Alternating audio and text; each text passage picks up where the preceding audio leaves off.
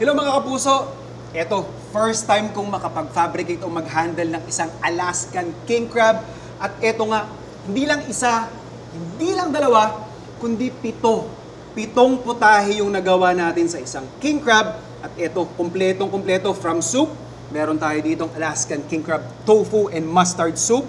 Kita nyo naman, itsura pa lang yan. Diyos ko po, nakakatakam na. At eto yung ating salad.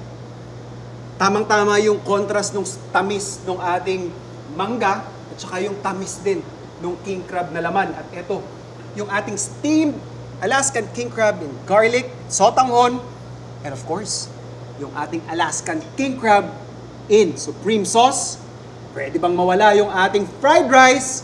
At ito pa, malupit, isa sa mga paborito natin dito, yung ating salted egg king crabs at yung ginawa natin kanina, dinemo sa atin ni Chef Ian, yung kanilang ginger and onion.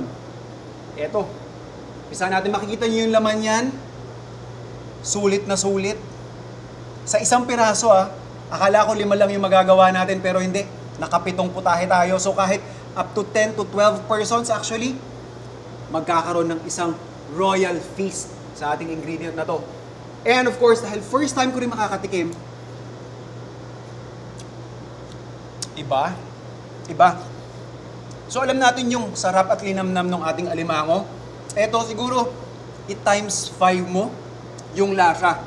Parang kumakain ng lobster. Talaga namang sulit na sulit.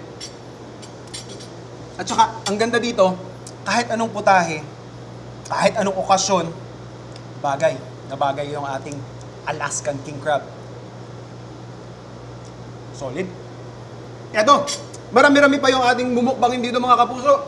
Tuloy-tuloy yung food adventure natin. Dito lang, sa inyong pambansang morning show kung saan laging una ka, unang hirit,